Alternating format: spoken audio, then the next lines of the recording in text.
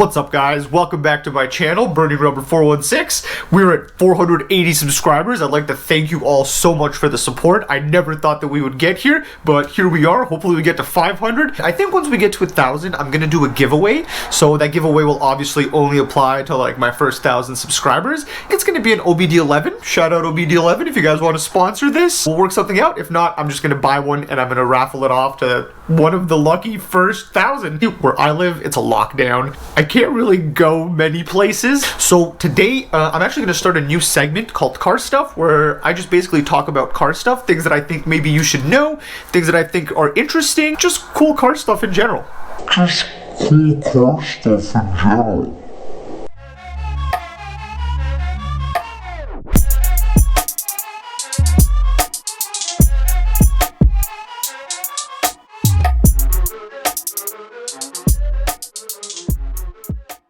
Today is going to be the first installment. I'm going to talk about the Mk8 Golf GTI. Specifically, I'm going to talk about the interior, the exterior, and some of the cool features that it has, as well as its like performance. Some of you may know the Mk8 Golf actually will not come to North America in its regular variant, but it will come in the GTI and the R models. Starting off with the interior, it looks very futuristic. It's very well designed. However, this is the end of buttons. There are no more physical buttons. There's only these capacitive touch buttons.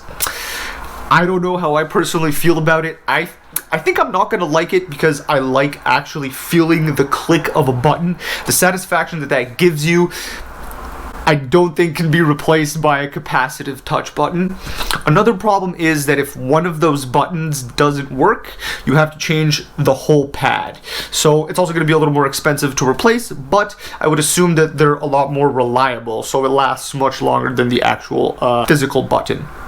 That's one of the things. The second thing is that there are a lot of screens. So the infotainment screen comes in either a 8.5 inch or a 10 inch infotainment screen, as well as the dash is also fully digital. That's awesome. Many car manufacturers are moving towards this, so it's natural that Volkswagen would do this with one of their best-selling vehicles. Capacitive touch buttons have no feel to them and they aren't really very tactile, which I think is actually a disservice, and it makes the experience a little less exciting when you're driving a car and when you get to actually push the buttons. This may lead to you having to take your eyes off the road to actually look at the button to see if the function that you turned on is on or not, because you don't get to like feel that click. Overall, the interior design is very different from previous generations, which can be polarizing to some people. Either you love it or you hate it, but with all new things, there's going to be a lot of people that don't like change and that want to hate it off the bat and that will hate it, but give it 6 months, give it a year, and you'll start to like it. See it beside a Mk8 GTI and you'll say, okay, I see how this one's a little better. I see how the Mk8 is actually, grown on me over time, and I think that's going to happen a lot regarding both the interior and the exterior. The exterior, I think it looks great. Some people hate it. It's obviously been in a wind tunnel. It's obviously shaped a little differently in order for it to have less drag and for it to slip through the air better.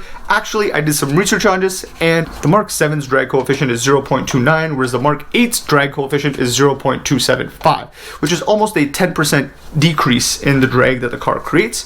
This obviously means that the car is quicker and that the car uses less gas, so it's going to be more efficient. This is a futuristic design language mixed with some obvious wind tunnel testing in order to make the car more aerodynamic. I remember first seeing the E90 BMW and I disliked it for maybe like 6 to 8 months. I hated this car. I thought it looked so weird, round and bubbly compared to the E46. A year passed, 2 years passed, and actually I started appreciating it and liking it more. And I really think that this is what's going to happen with the Mk8 GTI. Sadly, the 3-door hatch, which if you're a Mk7 enthusiast, you know that the 3-door hatch is actually the lightest variant of any Golf. So the 3-door hatch is no longer available. The Golf will only come in 4 doors. Let's talk a little bit about my favorite part, the performance. The Mk8 Golf will come with the E8888 Evo 4 engine, which is basically the same as the E8888 Gen 3, which you can find in the Mk7 GTI and the Mk7 Golf R. It comes with the same amount of power as the previous GTI Performance, which is 230 horsepower. The engine power isn't really where you're seeing all the gains. The largest gains to be had are in the active chassis control, which has 15 different settings. settings that you can change from soft to hard, and that's actually what makes the car much more dynamic and be faster, especially around a track. All new cars will come with a 7-speed DSG. You can also get the Mk8 Golf GTI and R in manual transmission if you're someone who likes to drive standard. I personally like going fast. I've driven a standard car, so I'm going to pick the DSG because the DSG shifts lightning fast.